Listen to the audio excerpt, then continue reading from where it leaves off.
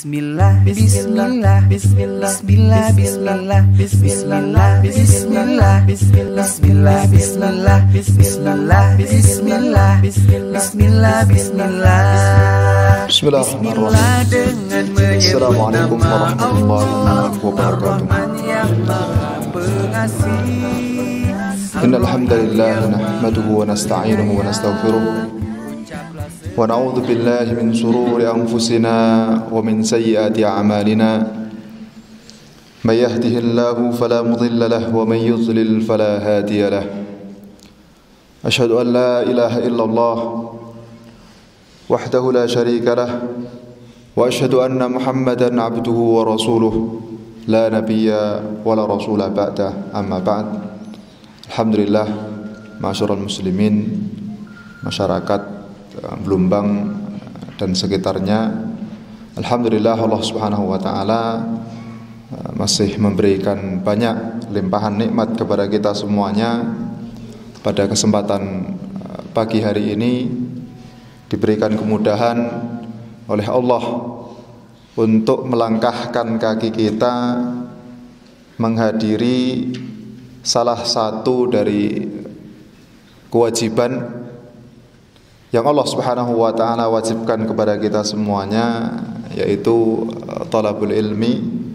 Kemudian termasuk menjadi bagian dari afdhalul ibadat, ibadah yang paling agung di sisi Allah Subhanahu wa taala, yaitu dengan kita menggunakan waktu yang Allah Subhanahu wa taala berikan kepada kita semuanya untuk menuntut ilmu ataupun untuk mempelajari syariat-syariat Allah. Maka tentunya itu adalah sebuah fadilah, keutamaan yang besar yang tentunya tidak setiap orang bisa dan mampu untuk melakukan hal tersebut. Ada yang dia mampu tapi ternyata tidak tergerak hatinya, akhirnya tidak bisa melangkah. Ada yang dia tergerak hatinya, pengen untuk melangkahkan kaki tapi ternyata tidak bisa. Maka ketika Allah Subhanahu wa taala memudahkan kita semuanya untuk melangkahkan kaki, diberikan kemampuan untuk dapat menghadiri, maka itu menjadi sebuah nikmat yang sangat besar diberikan oleh Allah Subhanahu wa taala kepada kita semuanya dibandingkan nikmat-nikmat yang lainnya. Karena apa yang kita kedepankan, apa yang kita bawa di hadapan Allah Subhanahu wa taala, semuanya tidak lain dan tidak bukan kecuali adalah amal saleh. Maka termasuk bagian dari amal saleh kita adalah kita duduk berada di masjid-masjid Allah, berada di rumah-rumah Allah untuk membaca ayat-ayatnya, kemudian untuk mempelajari syariat-syariatnya. Kemudian salat serta salam semoga selalu dan senantiasa tercurahkan kepada baginda Rasulullah SAW, keluarga beliau dan sahabat-sahabat beliau serta seluruh kaum muslimin yang senantiasa mengikuti jejak langkah beliau hingga yaumil qiyamah kelak. Dan semoga kita semuanya termasuk bagian dari hamba-hamba Allah yang mendapatkan syafaat dari Rasulullah SAW. Amin ya rabbal alamin. Ma'asyiral muslimin jamaah rahimakumullah. Alhamdulillah, mungkin kalau beberapa pertemuan lalu biasanya saya menyampaikan materi berkaitan dengan fikih ibadah ataupun materi serial fikih. InsyaAllah mungkin untuk hari ini tidak melanjutkan terlebih dahulu. InsyaAllah mungkin akan kita di kesempatan yang akan datang, semoga Allah Subhanahu wa taala memudahkan kita semuanya untuk melanjutkan materi-materi tersebut yang menjadi kewajiban bagi kita semuanya untuk mempelajarinya. Karena memang kadang kalau materi berkaitan dengan pembelajaran yang runtut itu memang tidak setiap Tidak setiap kita menghadiri suatu pengajian kemudian mendapatkannya. Maka aslinya dulu ada sebuah ide bagaimana kalau seumpamanya materi pembelajaran secara runtut itu disebutkan ketika khutbah Jumat. Nah itu karena jelas setiap kaum muslimin pasti hadir. Kalau khutbah Jumat itu kan mesti hadir. Jadi kalau seumpamanya setiap khutbah Jumat itu ada sebuah materi yang dia runtut, berarti 1 bulan 4 kali. Jadi kalau biasa sudah menjadi seperti halnya taklim mingguan. Maka di beberapa tempat sebagian ada yang menjadikan materi khutbah Jumat beruntun, mungkin beberapa seri dibuat selama 1 tahun menghabiskan satu permasalahan ataupun mungkin satu bab tertentu. Dan itu memang Masya Allah kalau seumpamanya kita bisa menjadikan khutbah Jumat termasuk bagian dari taklim, karena memang mau tidak mau setiap kaum muslimin pasti akan hadir. Siapa yang mewajibkan? Yang mewajibkan langsung Allah Subhanahu wa taala. Maka bisa menjadi sebuah runtutan pembelajaran, akhirnya orang bisa mengetahui. Karena kadang dalam kondisi tertentu kita itu untuk menghadiri sebuah pengajian, kalau semuanya tidak betul-betul niatan kuat dalam hati kita, kadang susah, berat. Maka tadi ada yang kadang dia itu bisa, tapi ternyata belum bisa melangkahkan kakinya. Bisa tapi ternyata tidak tergerak. Kemudian yang kedua, golongan yang kedua adalah yang dia itu tergerak pengen untuk melakukan hal tersebut, berangkat, tapi ternyata Allah Subhanahu wa taala belum memberikan izin untuk orang tersebut bisa menghadiri pengajian. Maka ketika tadi kita dimudahkan oleh Allah Subhanahu wa taala adalah nikmat yang sangat besar, maka patut untuk selalu kita syukuri supaya Allah Subhanahu wa taala menjadikan setiap amalan yang kita kerjakan semuanya menjadi sebuah amal soleh. Tidak hanya sholat, tidak hanya puasa, tidak hanya haji ataupun ibadah-ibadah mahdhah yang lainnya, tapi setiap amalan yang kita kerjakan, setiap nafas yang kita keluarkan, semuanya bernilai amal saleh di sisi Allah Subhanahu wa taala. Jamaah rahimakumullah, termasuk bagian dari amal saleh, sebuah ibadah yang paling agung yang Allah Subhanahu wa taala sebutkan dalam Al-Qur'an. Kemudian Allah Subhanahu wa taala juga memerintahkan kepada rasul-rasulnya, kepada Rasulullah sallallahu alaihi wasallam untuk memberikan arahan kepada umatnya. Jadi ada sebuah ibadah yang sangat besar, sangat agung di sisi Allah Subhanahu wa taala. Ibadah tersebut ketika dilakukan oleh seseorang, dia akan disegerakan pahalanya di dunia sebelum pahala tersebut disempurnakan di akhirat. Tidaklah amalan tersebut ditinggalkan kecuali Allah Subhanahu wa taala juga menyegerakan hukumannya ketika di dunia sebelum hukuman tersebut Allah berikan di akhirat kelak. Maka ibadah tersebut pada hakikatnya adalah sebuah ibadah yang agung. Maka biasanya ketika seseorang dia melakukan sebuah ibadah, Allah akan mengakhirkan pahalanya entar ketika dia sudah meninggal. Baru kemudian diberikan pahala tersebut kepada orang yang melakukan ibadah tadi. Nah ini beda. Ibadah yang satu ini Allah Subhanahu wa taala akan menyegerakan pahalanya, jaza ataupun imbalan dan balasannya Allah segerakan di dunia dan bisa dirasakan oleh orang yang melakukannya sebelum orang tersebut meninggal. Sebaliknya, bagi yang meninggalkannya, hukumannya pun akan ada ketika di dunia sebelum di akhirat. Maka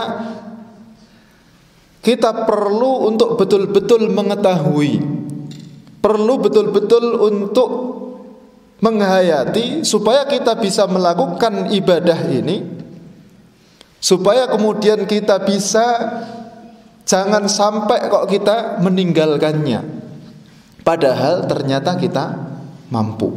Dan setiap orang dia memiliki potensi ataupun memiliki kesempatan untuk bisa melakukan ibadah tersebut, tidak terkecuali. Tidak harus orang yang kaya ataupun tidak harus orang yang kuat. Kalau ibadah infak sampai kemudian miliaran biasanya tidak dilakukan kecuali orang-orang yang mereka diberikan kelebihan harta. Kalau seumpamanya ibadahnya berkaitan dengan pelaksanaan yang membutuhkan tenaga, maka tidak bisa dilakukan kecuali mereka-mereka yang memiliki kekuatan. Tapi ibadah ini bisa dilakukan oleh setiap orang. Dia bisa menghapuskan dosa-dosa, menaikkan derajat di sisi Allah Subhanahu wa taala, tinggal mau atau tidak. Tinggal mau melaksanakan atau tidak, kembalinya kepada diri kita masing-masing. Tidak lain dan tidak bukan ibadah tersebut yang Allah menyebutkan dalam banyak ayat, Rasulullah SAW menyebutkan dalam banyak hadis, kemudian dilakukan oleh para nabi. Tidak hanya dilakukan oleh sebagian nabi, tapi dilakukan oleh banyak dari kalangan nabi, yaitu adalah birrul walidain. Jadi insyaallah pada kesempatan kali ini kita ingin melihat, kita muhasabah kepada diri kita sendiri, pada diri kita masing-masing, seberapa besar sih berbaktinya kita kepada kedua orang tua kita. Nah, di sini mungkin ada yang orang tuanya sudah meninggal, ada yang orang tuanya masih hidup. Apakah khusus bagi mereka yang orang tuanya masih hidup, kemudian dia baru bisa melakukan yang namanya ibadah tersebut? Tidak. Karena ibadah yang namanya birrul walidain itu tidak terputus walaupun seseorang ataupun orang tua itu sudah meninggal. Maka kesempatannya terbuka bagi setiap orang, siapapun. Bagi yang dia mau melakukan, bisa untuk mendapatkan fadilah tersebut. Dilakukan oleh para nabi, maka kita melihat banyak dari kalangan para nabi, mereka memiliki birrul walidain yang Masya Allah. Nabiullah Ismail alaihissalam, ketika ayahanda beliau Nabiullah Ibrahim, beliau diberikan perintah oleh Allah Subhanahu wa taala untuk menyembelih putra beliau, maka apa yang dilakukan ataupun apa yang dikatakan oleh Nabiullah Ismail, ya abati fa'al ma tu'mar, wahai ayahandaku, lakukanlah apa yang Allah perintahkan kepada engkau. Contoh dari seorang nabi. Nah, dari mana? Tentunya Nabiullah Ismail sebagai seorang ketika itu yang masih kecil. Nabiullah Ismail ya, masih kecil, belum Allah Subhanahu wa taala angkat menjadi seorang nabi. Tapi sudah bisa melakukan apa yang seharusnya dilakukan oleh setiap dari kalangan kaum muslimin. Tidak terkhusus bahwa yang namanya birrul walidain itu hanya kepada kedua orang tua yang dia muslim. Bahkan kalau seumpamanya kedua orang tuanya dia itu kafir, tetap Allah memerintahkan dan mewajibkan kepada kita semuanya untuk tetap berbakti kepada keduanya. Karena perintahnya umum. Maka kadang orang tua saya kan tidak beragama Islam, maka saya tidak berkewajiban. Tidak. Ketika seseorang dia memiliki orang tua dan dia diperintah oleh Allah Subhanahu wa taala untuk melakukan yang namanya birrul walidain, maka itu umum kepada setiap orang tua yang dimiliki, entah itu masih hidup atau sudah meninggal, entah itu dia orang tua tersebut dalam kondisi Islam ataupun mukmin ataupun dalam kondisi tidak muslim. Maka kita berada di masjid yang dinamai Masjid Al-Walidain. Pada hakikatnya adalah termasuk bagian dari birrul walidain dari beliau pembangun dari masjid ini, sebagai bentuk hadiah jariyah yang beliau hadiahkan kepada kedua orang tua beliau. Kita berada di suatu tempat, di masjid yang dibangun tujuannya adalah untuk birrul walidain. Maka Nabiullah Ibrahim alaihissalam, sebelum beliau mendapatkan birrul walidain dari putra beliau yaitu Nabiullah Ismail, maka sudah dicontohkan oleh beliau terlebih dahulu ketika beliau bermuamalah dengan kedua orang tuanya. Ketika kedua orang tua beliau atau ayahanda beliau itu seorang yang dia tidak beragama Islam, maka Nabiullah Ibrahim diperintahkan oleh Allah Subhanahu wa taala untuk menyeru seluruh kaumnya, menyeru orang-orang yang berada di sekitar beliau untuk masuk ke dalam agama Islam. Maka beliau menyebutkan, ya abati la ta'budis syaitan. Wahai ayahandaku. Beliau ketika mengajak berbicara kepada ayahanda beliau, beliau berbicara dengan lemah lembut. Jadi tidak berbicara dengan cara yang keras, kasar, tapi berbicara dengan cara yang lemah lembut, mengajak beliau untuk masuk ke dalam agama Islam. Padahal ketika itu orang tua beliau tidak muslim. Posisinya ketika itu dalam kondisi kekafiran, tapi ternyata beliau tetap berbicara dengan lemah lembut. Maka itulah kenapa Allah Subhanahu wa taala menyebutkan wala taqul lahuma uff. Jadi jangan sampai ada dari kalangan kaum muslimin, dari seorang anak kok kemudian mengatakan lafaz uff. Dalam bahasa Arab, lafaz ataupun kalimat yang menunjukkan akan kayak keengganan, sesuatu dalam hati agak ada sedikit dongkol.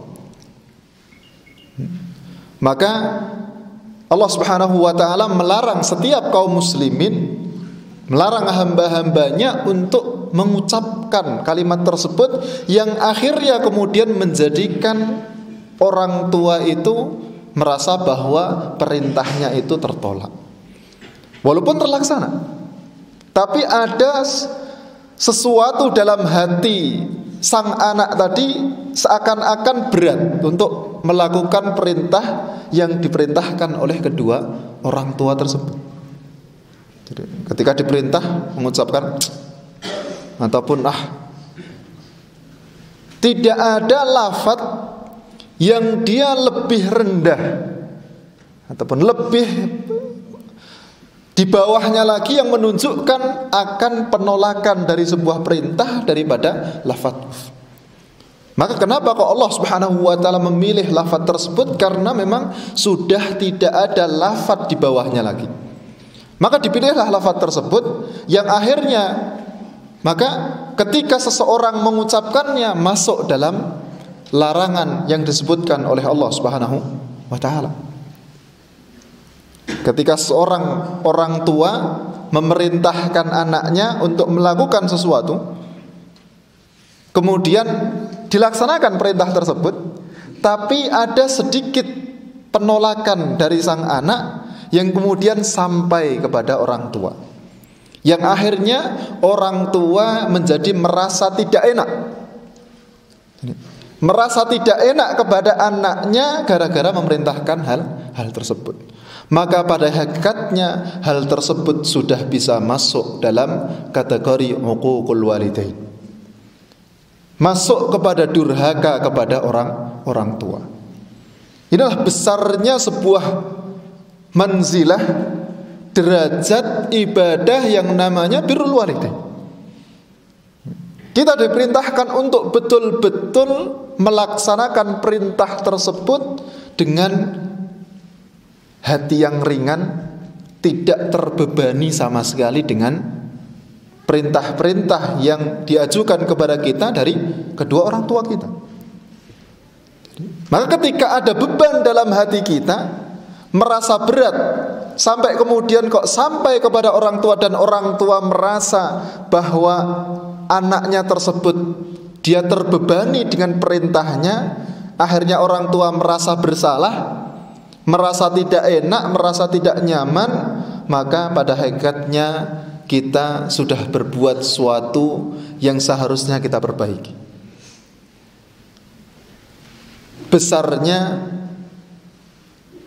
hal yang Allah Subhanahu wa taala perintahkan kepada kita, maka di dalam ayat-ayat Al-Qur'an kita selalu melihat bahwa yang namanya wabil walidaini ihsana, berbuat ihsan, berbuat baik kepada kedua orang tua, Allah menyebutkannya setelah perintah untuk menyembah Allah Subhanahu wa taala. Wa qadha rabbuka alla ta'budu illa iyyah wa bil walidaini ihsana. Dan Allah Subhanahu wa taala mewajibkan, menetapkan sebuah ketetapan untuk wajib dan harus dilakukan oleh setiap hamba-hamba Allah, yaitu beribadah. Janganlah kalian menyembah selain daripada Allah. Kemudian wabil walidaini ihsana, hendaknya kalian berbuat baik, berbuat ihsan kepada kedua orang tua kalian. Kemudian ketika Rasulullah SAW ditanya tentang akbarul kabair, termasuk dosa yang paling besar yang dilakukan oleh seorang hamba, maka beliau menyebutkan asyirku billah yang pertama. Syirik kepada Allah, dosa yang tidak diampuni ketika seseorang dia meninggal membawa dosa tersebut, yang akhirnya jazanya, balasannya orang tersebut tidak akan bisa dan tidak akan mungkin masuk ke dalam surga, karena dosa tersebut tidak diampuni. Kemudian setelahnya summa ayya Rasulullah, kemudian apa wahai Rasulullah? Kemudian beliau menyebutkan wa uququl walidain. Kemudian beliau menyebutkan durhaka kepada kedua orang tua. Maka mari kita sama-sama selama ini seperti apa muamalah kita kepada kedua orang tua kita? Apakah kita sudah melaksanakan perintah-perintah Allah Subhanahu wa taala tersebut? Perintah yang sangat agung, bahkan dikaitkan kepada ibadah-ibadah yang lain. Ketika ada seorang sahabat yang beliau izin kepada Rasulullah SAW untuk ikut berperang bersama beliau, maka kemudian ditanya oleh Rasulullah, apakah kedua orang tuamu masih hidup? Maka sahabat tersebut menjawab, masih ya Rasulullah. Fafihima fajahid, maka pada keduanya lah hendaknya engkau itu berjihad. Amalan yang paling tinggi, ibadah yang paling tinggi yang seseorang dia mengorbankan hartanya, mengorbankan jiwanya untuk menegakkan kalimatullah. Tapi ketika itu Rasulullah SAW memerintahkan kepada salah seorang sahabat tersebut untuk berbakti kepada kedua orang tuanya. Dalam kondisi yang lain, ketika ada salah seorang sahabat yang beliau berbuat dosa, akhirnya kemudian bertanya kepada Rasulullah, ya Rasulullah, amalan apa yang bisa saya kerjakan sehingga dosa saya bisa terampuni? Maka ditanya oleh Rasulullah, apakah kedua orang tua engkau masih hidup? Maka beliau menjawab, iya. Maka berbaktilah kepada kedua orang tuamu, Allah Subhanahu wa ta'ala akan menghapuskan dosamu. Amalan yang dilakukan oleh seseorang yang dengannya akan banyak sekali mendapatkan faedah, mendapatkan fadilah, entah itu di dunia ataupun di akhirat. Maka termasuk salah seorang yang paling afdal, cerita yang sering sekali kita dengar, Uwais Al-Qarni rahimahullahu ta'ala, hidup pada zaman Rasulullah, pengen bertemu Rasulullah, saking kangennya, pengen untuk bersegera bertemu beliau, tapi tidak memungkinkan untuk bertemu beliau karena beliau memiliki seorang ibu yang harus dirawat. Seorang ibu yang harus dirawat, yang akhirnya menjadikan beliau tertahan untuk tidak bisa bertemu Rasulullah SAW. Bertemu Rasulullah adalah sebuah syaraf, sebuah keutamaan yang sangat tinggi, yang tentunya tidak bisa dimiliki kecuali mereka-mereka yang Allah Subhanahu wa taala pilih untuk menjadi bagian dari kalangan sahabat-sahabat Rasulullah SAW. Sekarang kalau kita dihadapkan kepada dua amalan, melihat Rasulullah SAW, yang tentunya itu adalah sebuah amalan yang paling agung, karena menjadikan derajat seorang itu naik dari seorang yang dia biasa menjadi seorang sahabat, yang kemudian mendapatkan predikat dari Allah Subhanahu wa taala bahwa orang tersebut diridhai oleh Allah. Ada amalan yang lain, yaitu kita harus berbakti kepada orang tuanya. Belum tentu kita mampu untuk memilih sebagaimana apa yang beliau pilih. Belum tentu kita bisa mengerjakan sebagaimana yang beliau kerjakan. Kadang amalan-amalan yang berkaitan dengan dunia saja kita lebih mengutamakannya daripada berbaktinya kita kepada kedua orang tua. Karena sibuknya kita kaitan dengan pekerjaan-pekerjaan kita, akhirnya orang tua yang sudah kita titipkan kepada orang lain. Banyak orang berselisih dengan anggota keluarganya yang lain gara-gara siapa yang dia hendak mengasuh kedua orang tuanya ketika dia sudah tua. Berselisihnya kalau seumpamanya mereka yang pengen untuk mengasuhnya, alhamdulillah. Tapi kadang banyak dari kalangan anak-anak saling lempar-melempar, merasa bahwa dia tidak berhak karena dia sibuk, serahkan kepada adiknya. Adiknya kemudian menyerahkan kepada adiknya yang lain, kemudian diserahkan kepada saudaranya yang lain, yang akhirnya orang tua ketika melihat percekcokan ataupun saling serah menyerah antara satu anggota keluarga kepada anggota yang lainnya, akhirnya kedua orang tua memilih hidup sendiri. Memilih hidup sendiri takut kalau seumpamanya membebani anaknya. Berapa besar dosa yang akan ditanggung oleh anak tersebut ketika sampai kok kedua orang tua memilih untuk hidup sendiri daripada diasuh oleh anak-anaknya. Maka kembali kita yang menjadi bagian dari hamba-hamba Allah yang Allah Subhanahu wa taala perintahkan kepada kita semuanya untuk berbuat kebaikan dengan sebaik-baiknya kepada kedua orang tua kita. Seberapa besar perhatian kita kepada keduanya, kalau seumpamanya ternyata dahulu kita banyak berbuat salah kepada kedua orang tua kita, maka bagaimana kita memohon ampun kepada Allah Subhanahu wa taala, meminta maaf kepada kedua orang tua kita, kemudian kita merubah sikap kita untuk menjadi lebih baik, karena tetap yang namanya kesalahan Allah Subhanahu wa taala akan mengampuni selama kita mau untuk merubahnya. Banyak sekali contoh-contoh dari kalangan salafus saleh bagaimana mereka berbuat baik kepada kedua orang tuanya, ataupun bahkan cerita-cerita yang sampai kepada kita tentang balasan yang Allah Subhanahu wa taala berikan kepada mereka yang tidak mau tunduk dan patuh kepada perintah Allah dalam satu hal ini. Maka kita melihat dari kalangan para salaf, salah satunya tadi Uwais Al-Qarni, yang lebih mengedepankan untuk berbakti kepada kedua orang tuanya daripada untuk safar kemudian bertemu Rasulullah SAW, yang akhirnya Allah Subhanahu wa taala memberikan balasan kepada beliau di dunia, yaitu memerintahkan kepada para sahabat-sahabatnya kalau seumpamanya kalian bertemu dengan Uwais Al-Qarni, maka mintalah kepada dia supaya dia memohonkan kepada kalian ampunan dari Allah Subhanahu wa taala.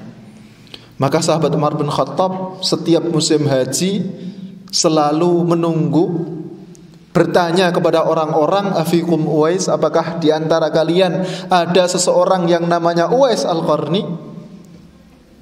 Sampailah kemudian beliau bertemu dengan seorang yang disebut oleh Rasulullah, orang yang belum bertemu kepada Rasulullah SAW. Ini bertemu dengan Rasulullah SAW, kemudian tapi Rasulullah mengenalnya. Seorang tersebut tidak dikenal di kalangan penduduk di daerah tersebut, kecuali sebagai seorang anak yang dia biasa memiliki seorang ibu, dia mengurusi urusan ibunya. Tidak terkenal bahwa anak tersebut adalah seorang yang memiliki kedudukan yang tinggi, memiliki harta yang banyak, tidak. Orang-orang mengetahui bahwa anak tersebut orang yang dia itu memiliki seorang ibu, kemudian dia mengurusi seluruh apa yang dibutuhkan oleh ibunya. Tapi ternyata beliau dikenal oleh Rasulullah SAW, dikenal oleh penduduk langit, dikenal oleh Allah Subhanahu wa ta'ala. Derajat yang Allah nampakkan kepada beliau ketika beliau di dunia sebelum di akhirat. Kemudian kisah tiga orang dari kalangan zaman dahulu, mereka mengadakan sebuah perjalanan sampai suatu ketika mereka sampai di gua, kemudian tertutup gua tersebut. Setiap dari orang-orang tersebut, dari ketiga orang, mereka berusaha untuk bertawassul kepada Allah Subhanahu wa taala dengan amalan yang kira-kira amalan tersebut paling besar. Apa amalan tersebut? Salah satunya kemudian mengucapkan, ya Allah, saya itu memiliki 2 orang tua yang sudah besar, yang sudah tua. Suatu ketika saya memerah susu untuk saya berikan kepada keduanya, kemudian ternyata keduanya sudah tidur. Saya tidak memberikan susu tersebut kepada keluarga saya, kepada anak-anak saya, sebelum kedua orang tua saya minum sampai kenyang. Maka saya tunggu kedua orang tua tersebut sampai bangun, baru kemudian saya berikan susu tersebut kepada beliau berdua, baru kemudian saya berikan kepada keluarga dan anak-anak saya. Padahal mereka merengek. Coba kalau kita dihadapkan, anak-anak kita butuh sesuatu, orang tua kita butuh sesuatu, mana yang akan kita kedepankan? Apakah kita mengedepankan anak kita atau mengedepankan orang tua kita? Dengan seorang tersebut mengedepankan kedua orang tuanya, maka Allah mengijabahi doa tersebut. Akhirnya kemudian bergeserlah batu yang menimpa mulut gua, yang akhirnya hampir terbuka, sampai kemudian kepada 2 orang yang lainnya. Amalan tersebut juga sama dilakukan oleh salah seorang sahabat yang agung, Abdullah bin Mas'ud radhiyallahu taala anhu. Beliau suatu ketika ingin memberikan minuman kepada kedua orang tuanya, tapi ternyata mendapati kedua orang tuanya tidur, maka beliau tetap pegang minuman tersebut, menunggu sampai kedua orang tuanya bangun, baru kemudian diberikan kepada keduanya. Dari kalangan sekarang, beberapa dari kalangan masyayikh, Syekh Abdurrahman Nasr Al-Barrak, beliau ketika mengisi sebuah pengajian dalam majelis-majelis beliau, biasanya dihadiri oleh ibunda beliau. Setiap beberapa menit biasanya beliau menanyakan kepada kedua orang tuanya, kepada ibu beliau, wahai ibunda, apakah ibunda membutuhkan sesuatu? Beliau dalam posisi mengisi sebuah majelis, pengajian, majelis taklim, tapi karena majelis taklim bisa jadi itu panjang, setengah jam, 1 jam, bisa jadi ada kebutuhan yang mendesak yang diinginkan oleh ibunda beliau, maka setiap beberapa menit beliau bertanya kepada ibunda beliau, wahai ibunda, apakah ada sebuah hajah, ada kebutuhan tertentu yang bisa saya kerjakan? Padahal ketika itu beliau posisinya sedang mengisi pengajian, memberikan taklim kepada para jamaah sekalian. Inilah contoh-contoh yang dilakukan dari kalangan para salafus saleh, dari kalangan ulama-ulama kita, yang patut untuk kita semuanya menyontohnya, yang tentunya kita masih sangat jauh dari perilaku-perilaku beliau. Kita masih sering ketika orang tua kita menyuruh kita pada hal tertentu, kita tidak mau. Dengan tegas kita menolak.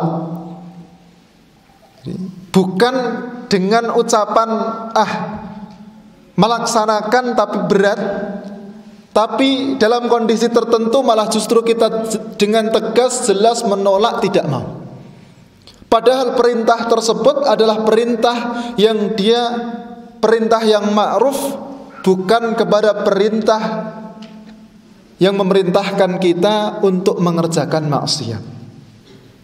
Maka para ulama menyebutkan setiap perintah yang diperintahkan kepada kita semuanya dari orang tua kita, selama perintah tersebut adalah perintah yang ma'ruf, maka wajib bagi kita untuk mengerjakan. Karena dengan kita tidak melaksanakan perintah tersebut, menjadikan orang tua kita merasa tersakiti. Dengan tersakitinya orang tua, maka kita masuk ke dalam dosa yang namanya uququl walidain, durhaka kepada kedua orang tua kita.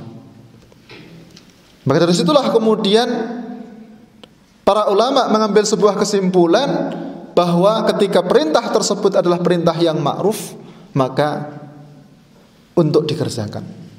Kecuali kalau seorang orang tua memerintahkan kepada kita untuk perbuatan yang dia tidak ma'ruf, sebagaimana Sa'ad bin Abi Waqqas radhiyallahu taala anhu. Dan dalam cerita beliaulah Allah Subhanahu wa taala menurunkan ayat-ayat, jadi sebagian ayat yang Allah memerintahkan untuk birrul walidain. Ketika ibunda beliau tidak terima dengan masuknya beliau ke dalam agama Islam. Tapi apa jawaban beliau? Beliau, wahai ibunda, kalaulah memang engkau memiliki nyawa 100 dan keluar satu-satu setiap nyawa tersebut, maka tidak mungkin aku akan meninggalkan yang namanya agama ini. Tetap beliau berbuat baik kepada ibunda beliau, tapi beliau tidak mau melaksanakan perintah yang ditujukan kepada beliau karena perintah tersebut kepada maksiat. Jadi ketika orang tua kita menyuruh kita untuk berbuat suatu yang itu maksiat, kita tidak boleh melaksanakan perintah tersebut, tapi bukan berarti kemudian kita menolak perintah tersebut dengan cara yang kasar. Bukan menolak perintah tersebut dengan cara yang tidak baik. Tetap Allah memerintahkan kepada kita untuk menolaknya dengan cara yang halus, menolaknya dengan cara sebaik mungkin, supaya orang tua kita betul-betul paham kenapa kok kita menolak perintah tersebut. Walaupun kedua orang tua tersebut orang yang kafir, tidak beragama Islam, tapi tetap diperintahkan untuk kita berlemah lembut, diperintahkan kepada kita untuk berbuat baik kepada keduanya. Inilah yang dicontohkan oleh para nabi-nabi zaman dahulu, dicontohkan oleh para salafus saleh, dan dicontohkan oleh orang-orang saleh dari kalangan kaum muslimin, entah terdahulu ataupun sekarang, supaya kita bisa mengambil sebuah pembelajaran supaya kita semuanya bisa betul-betul melaksanakan setiap apa yang diperintahkan oleh kedua orang tua selama memang dalam kondisi yang maaf. Maka tidaklah seorang anak yang dia betul-betul berusaha untuk berbakti kepada kedua orang tuanya, maka Allah Subhanahu wa taala akan membukakan bagi anak tersebut pintu-pintu kebaikan. Pintu-pintu kebaikan yang tidak terputus, tidak ada batasannya. Maka Rasulullah SAW menyebutkan bahwa yang namanya kedua orang tua dia adalah salah satu dari pintu-pintu surga. Barang siapa yang dia ingin masuk ke dalam surga, maka silahkan masuk melalui pintu tersebut.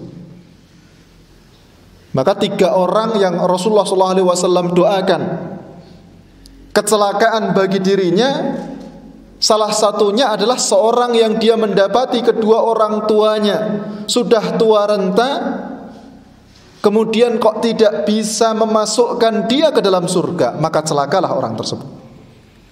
Pintu surga, pintu kebaikan sudah terbuka lebar bagi kepada orang tersebut melalui kedua orang tuanya, tapi ternyata tidak mampu orang tersebut untuk melangkahkan kaki supaya dia bisa masuk ke dalam yang namanya surga. Otomatis sangat rugi orang yang sudah dibukakan pintu kebaikan kepadanya, tapi ternyata dia tidak bisa melakukan kebaikan-kebaikan tersebut. Maka termasuk salah satu yang disebutkan oleh Syekh Shanqiti hafizahullah ta'ala, termasuk salah satu jalan supaya seseorang itu diberikan taufik oleh Allah ketika dia di dunia, supaya Allah Subhanahu wa ta'ala memudahkan. Bahkan ketika seorang yang dia ingin menikah, salah satu pintu, salah satu sebuah cara supaya Allah memberikan kepada orang tersebut seorang istri yang salihah, maka tidak ada amalan yang bisa cepat untuk melakukan, yang bisa dilakukan kemudian bisa menjadikan dia dapat apa yang ia inginkan, kecuali yaitu birrul walidain. Diberikan taufik ketika di dunia, maka tidak ada orang yang dia berbuat baik kepada kedua orang tuanya ketika di dunia, kemudian Allah akan menelantarkannya. Tidak di dunia, apalagi di akhirat. Tidaklah kita mendapati orang yang dia betul-betul berbuat baik kepada kedua orang tuanya, pasti Allah Subhanahu wa ta'ala akan memberikan kepada dia kebaikan yang sangat banyak ketika di dunianya. Inilah sebuah fadilah, bagian kecil dari fadilah yang Allah Subhanahu wa ta'ala berikan dalam ibadah tersebut. Maka bersyukurlah bagi setiap yang mereka mendapati kedua orang tuanya masih hidup, kesempatan yang besar bagi dia untuk bisa meniti jalan-jalan kebaikan tersebut. Jangan sampai terlewatkan, karena ketika sudah terlewat, maka tentunya yang ada hanyalah penyesalan. Kenapa dulu saya ketika orang tua saya masih hidup tidak bisa memaksimalkan untuk berbuat baik kepada keduanya. Tapi barang siapa yang sudah meninggal kedua orang tuanya, bukan berarti kemudian birrul walidain tersebut terputus, karena memang amalan ini bisa dilakukan entah itu ketika dia masih hidup ataupun sudah meninggal. Maka ketika ada salah seorang sahabat yang datang kepada Rasulullah SAW, "Ya Rasulullah, hal baqiya min birri wa abawayya syai'un abarruhuma ba'da wafatihima?" Ya Rasulullah, apakah masih ada yang tersisa dari birrul walidain, dari berbakti kepada kedua orang tua saya yang bisa saya lakukan setelah beliau berdua meninggal? Maka Rasulullah SAW menyebutkan, "Na'am, iya, tetap bisa engkau lakukan hal tersebut." Pertama yang beliau perintahkan kepada salah seorang sahabat tersebut adalah hendaknya engkau mendoakan keduanya.